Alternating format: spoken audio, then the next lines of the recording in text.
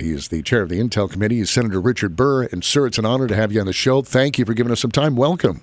Bill, good to be with you on a messy day on the entire East Coast. And, just to prove that I'm not psychic, the president's lucky. He makes an announcement on the same day that the Spanish and the Moroccans pick up terrorists, of which one of them was released out of Gitmo. Oh, my goodness. I mean, the case isn't made any plainer than this. No, I mean, and so let's talk about this. The president has wanted to do this since he began his administration, so he's hell-bent on making this happen. Why is this a bad idea?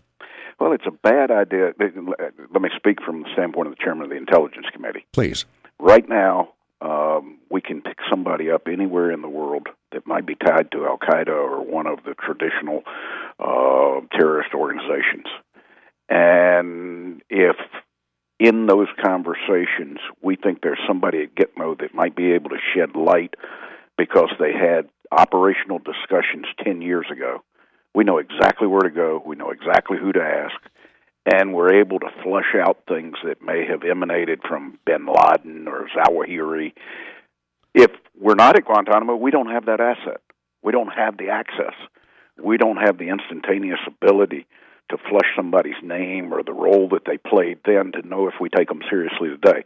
So that's the intelligence value of it. From a standpoint of future terrorists that are apprehended, and we see that there's intelligence value. Once you have brought them into the United States, you Mirandized them, you've given them a lawyer, we have no ability to then go through a debriefing with them. Whether they want to or not, they're going to have a lawyer that lawyers them up and says, don't say a thing.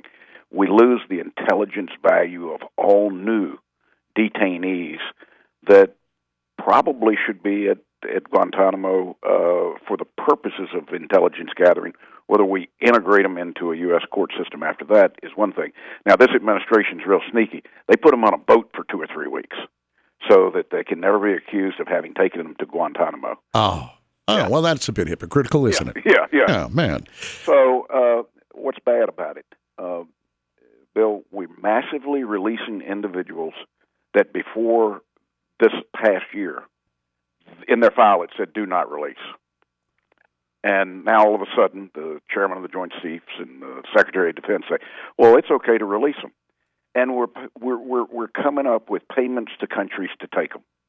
So trust me, the taxpayer's not off the hook. The taxpayer's on the hook for the entire time they're in these countries. Let me go to the law.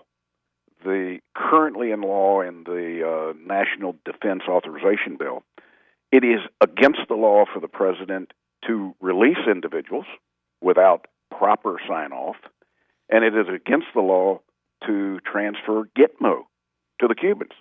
The problem is that that's an annual bill.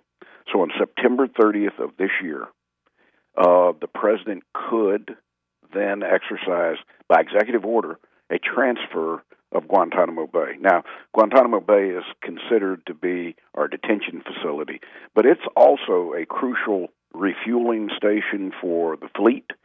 It is, as Venezuela begins to crumble, it is the closest U.S. presence to the Central South American continent. It is a major facility that we use for drug interdiction in the United States. It is in the AOR of Southcom, so they use that as a strategic location.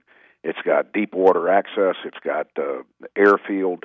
The detention facility is just a piece of Guantanamo Bay, and 45 square miles that strategically serve the same importance as does our basing in Seoul, South Korea, and I can go around the world where we're there for a specific reason, and that's to project power in a region that we're not necessarily located in, except in a remote case like Guantanamo Bay. So does President Obama want to give Guantanamo Bay back to the Cubans, much like Jimmy Carter gave back the Panama Canal? It's the same kind of deal going down? You know that he said he wants to normalize relationships with Cuba. Raul Castro said, it will not be normalized until you give us back Guantanamo Bay. Now, I know how bad he wants to normalize relationships because this is his only foreign policy initiative that the history books will look on and say, See what he did. This is it.